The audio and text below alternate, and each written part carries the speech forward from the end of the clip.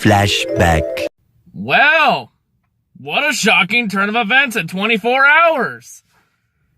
Brian France has officially shown he is officially an insult to the term fucking idiot. So Brian France, Sunday night, got arrested for DUI. He was twice over the legal limit. And he had oxycodone on him. What a fucking moron. What a fucking idiot. Seriously, Brian France. Well, this fucking explains all your bad decision making in the last, 14 years? This fucking perfectly explains it all. End of flashback.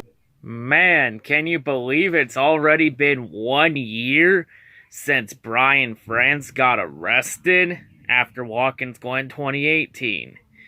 Man, it felt like yesterday we were talking about Brian France being a fucking moron for being in possession of a controlled substance and driving under the influence. And we should also add in he was speeding in a residential zone. Like, seriously, what a fucking idiot for doing that. God damn. But yeah, it has now been 1 year since that big black eye to the sport. And you know what? I think it's time we go ahead and we look back at what has changed since that arrest. Why we are revisiting this now 1 year later. Thought now after a year we should look back and see what's changed. So in terms of changes, right off the bat, the first thing NASCAR did was they told Brian France to fuck off and never come back, sending his ass to rehab, where he will try and get clean.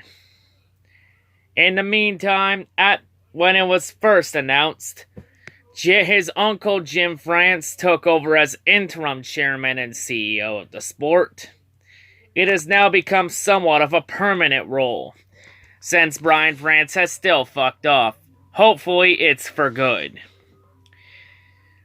But of course, a lot of changes have happened. The one notable change was heading into 2019, the Aero package, which we all know, which is the current 2019 package we have now. With the Aero ducts, the higher spoiler, and tapered spacer, limiting the horsepower to 550 on most tracks, except for short tracks and road courses, where it'll be 750 or 700.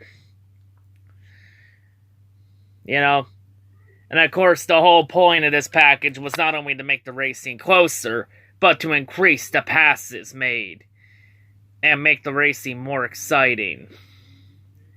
At least two of those three things happened. The racing is a lot closer, yes. And the restarts usually are pretty exciting because we can see 3 or 4 wide, even 5 wide at some tracks. But one thing really didn't change. The green flag passes. We haven't seen a lot of those, especially for the lead. The only time we really see green flag passes for the lead is either A, if someone's on fresher tires or different pit strategy, which pit strategy needs to be, or C, fuck it, I don't know, speed or some bullshit. Or lab traffic. There's been a lot of factors that played into it. And of course, with the whole thing of Brian France gone, NASCAR then decided it was time for some much needed change. NASCAR was gonna blow it up. They were gonna rebuild the sport and try and fix the problems.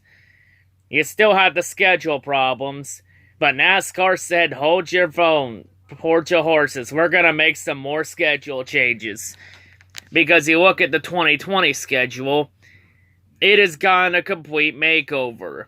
Mainly the changes coming in 2020. Of course, we have the West Coast swing starting after the Daytona 500, which I like that idea. One thing I would have done is added Sonoma to it, but oh well. Of course, we also got the Pocono doubleheader. I would like that a lot more if we did one race on the oval and then one race on the Pocono Roval. since everyone loves Rovals now. And of course, we're also finally getting the Martinsville Night Race in 2020, which is going to be a sight and spectacle to behold, and I can't wait for that. We're also going to see a lot of changes. Mainly, the Chase got a complete makeover. Indianapolis is now moved to the 4th of July race. And Daytona is now the last race before the Chase, aka the Chase Cutoff race. So now we got a wild card track as the Chase race. Let's be real. The only reason NASCAR did this is mainly to back up that win in your ending. Which is a problem we will get to in a little bit. Because you look at it. Because NASCAR's saying by having Daytona as the cutoff race, they're now saying, hey, you could be 27th in points and win your way in. And race your way in because you win Daytona. Because of winning your in. Because you gotta be at least in top 30 to have your win count. You know, like Justin Haley upset. Or, you know, Chris Busch or David Reg in 2013. You get the idea. Because you look at the Chase. The Chase hasn't had a lot of drama entering the cutoff race. Let's put this in perspective. The last driver to race their way in on points was Jeff Gordon back in 2012 when he came from behind to beat Kyle Busch out for the 12th and final for the second and final wild card spot. No, 2013 does not count. Newman and Jeff Gordon only got in because of penalties and bullshit from that spin gate. Like, we haven't had a driver legit race their way in since. And it's not looking like 2019 is going to be any 2019 is going to be any different at Indianapolis. Like, at Indianapolis, do you legit see somebody 28th in points winning their way in? Don't think so. Well, now with Daytona, it's more of a realistic possibility. You know, well, it's going to be interesting. And they're going to be running that race when it's close to hurricane season in Florida. So that's going to be really interesting. It could end badly, or it could be a good move. We're going to have to wait and see. But yeah, of course, the Chase getting a complete revamp. Because for the Chase, Homestead and Dover are now out of the Chase. And in the Chase come Darlington and the Bristol Night Race. That's going to be interesting to see the Bristol Night Race as a Chase race. So we add another short track, and Darlington is a bit of a wild card track in itself. So that also adds more to the Chase. And round 2 got a complete makeover in the Chase, because now in round 2 we have Talladega and the Charlotte Roval, not only back to back, but in the same round. And of course, we all know, for the first time since 2002, we will have a new race as the championship race. That being Phoenix. No, I'm not calling it ISM. It always has and always will be Phoenix to me. So Phoenix is now the new championship race, as Homestead has been moved to the 6th race of the season, right after Atlanta. Yeah, that's going to be interesting, because it's going to be a different Homestead race than we're used to, because we're now running Homestead in April in the spring, where normally we've run Homestead in late November in the fall, like right before Thanksgiving. But yeah, that's going to be very interesting to see. And of course, you know, more changes are supposed to be coming in 2021, because the next thing NASCAR has done is they've done it. They bought ISC, which is the International Speedway Corporation, for $2 billion. Which means NASCAR pretty much owns all the tracks. And now NASCAR can make the schedule what they want, to try and please the fans. And there are more changes coming to the schedule in 2021. Of course, the rumors are cutting their schedule down from 36 to 32 races, more doubleheaders possibly, even midweek races, and trying to have the season end before Labor Day so that the races don't interfere with NFL. Because we all know NFL is going to bury NASCAR in the ratings. So now NASCAR is going to try and have the sport run throughout the NFL offseason, which would be a smart move in terms of ratings, because your best ratings are going to be when you're not competing against the NFL. When you compete against the NFL, you're going to get buried. NFL is like the most popular sport in America. No question about it. You stand almost no chance. But yeah. So the Brian France thing, even though it was a black eye to the sport, it did give it some much needed change. Sad it had to come that way, because you looked at Brian France, let's be real. If he stayed, the sport was going to pretty much die in a couple years. Because Brian France was slowly running the sport into the ground. Now with Brian France gone, they have a chance to try and undig themselves out of the hole. Or dig themselves out of the hole. Let's just hope it's Brian France is gone for good. Like, more changes coming on the way is like new tracks supposed to be coming in 2021. Hopefully Iowa and Gateway, even Road America too. We need more road courses and short tracks on the schedule.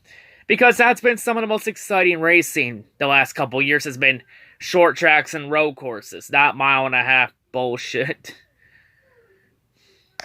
But yeah, hopefully we get more of those in 2021. And of course, NASCAR trying to bring some old tracks back, you know.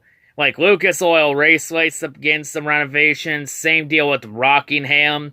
And same deal with, Nashville Fairgrounds is getting renovations too.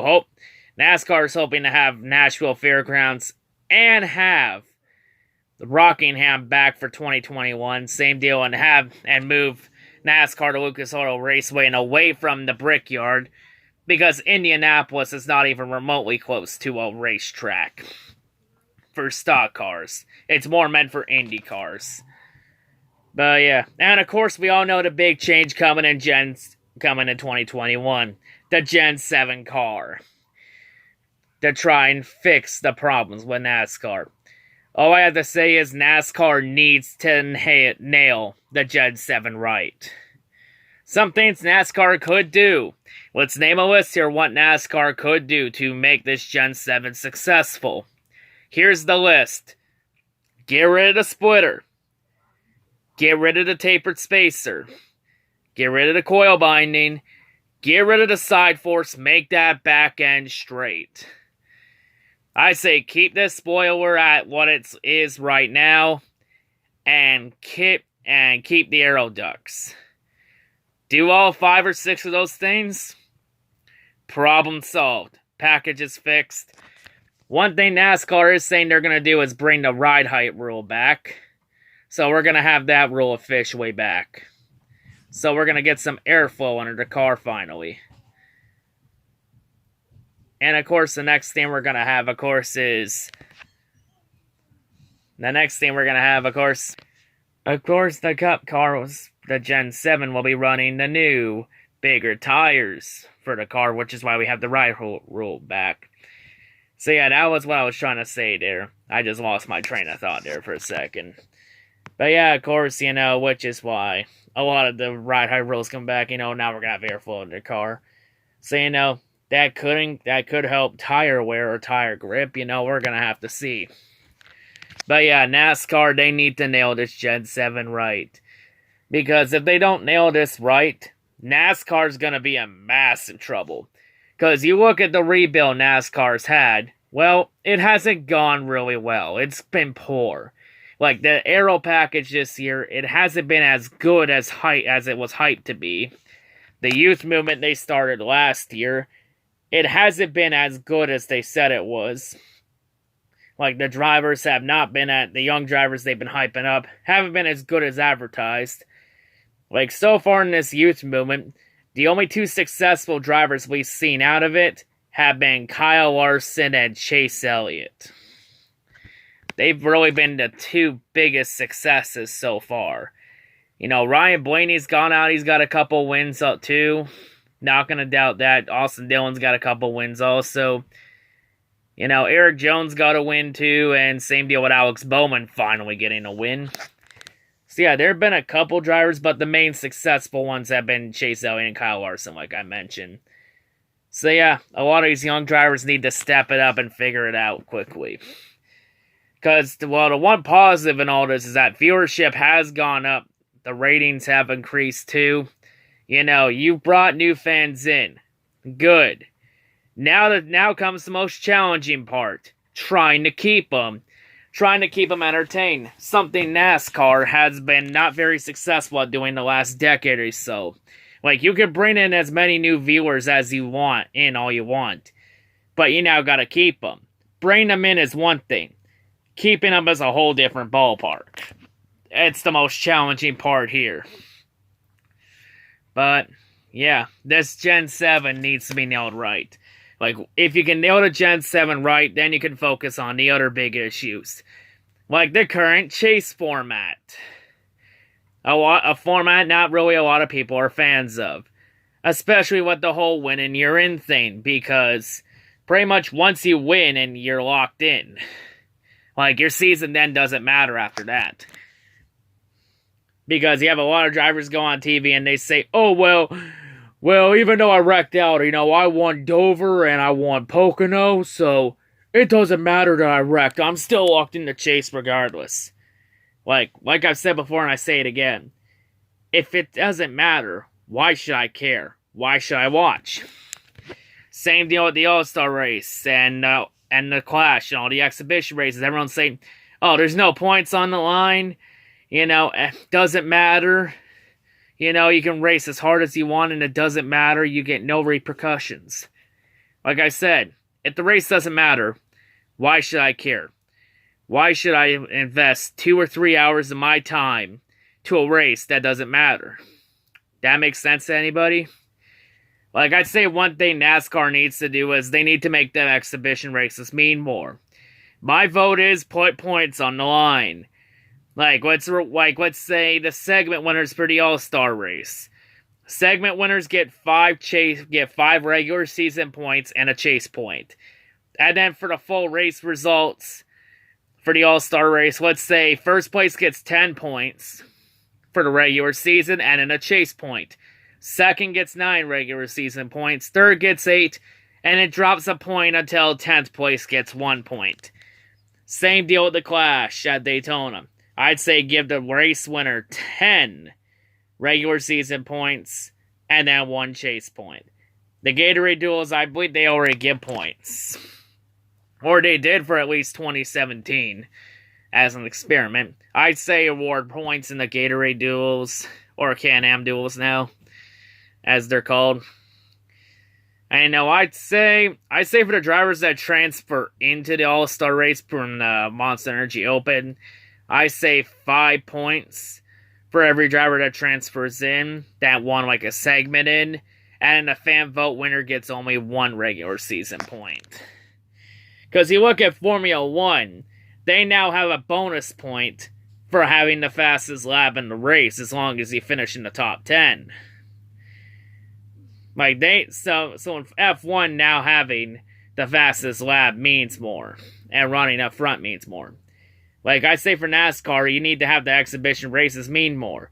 Like if you put points on the line for the top 10 finishers, that's going to make everyone race even harder because now you can say, hey, getting at least 5 points in the All-Star race and add 7 points in the Clash, that's 12 points there. That 12 points can make the difference in you making the chase or you missing it.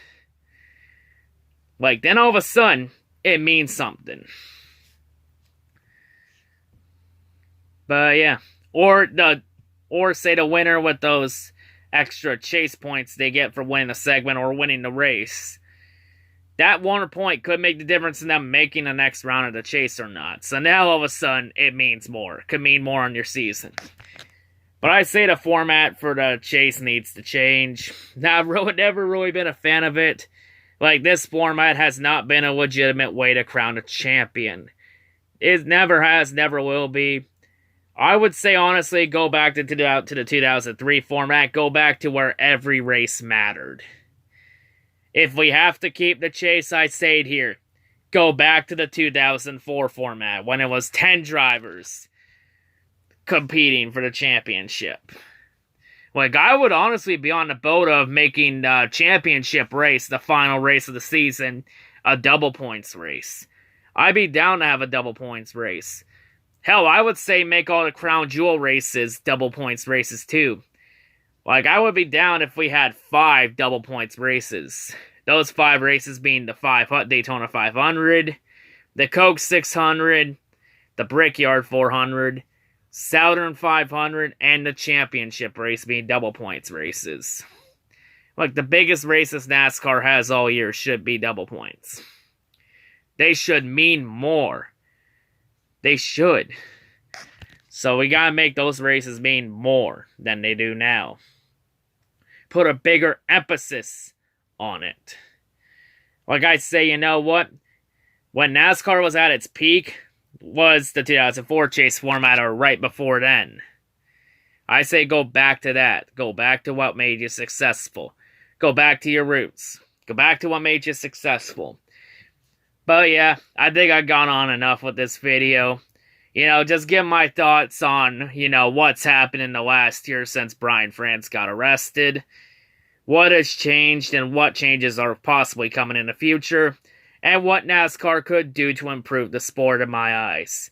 You know, there's a lot of problems NASCAR needs to fix. But if they can get the car done, then they can focus on, like, the chase format thing. And then making the races mean more. And then making the proper schedule changes, going to tracks that actually, going to tracks that actually have good stock car racing and not bullshit, shitty-ass tracks like Pocono and Indianapolis.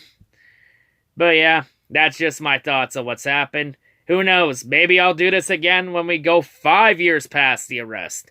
Or even 10 years. You know, we're gonna have to wait and see how this plays out. But yeah, that's all I gotta say, folks. Hope everyone's a great day. I'll see you, most of yous at Michigan. I'll have a vlog out for it. See yous there. Peace out.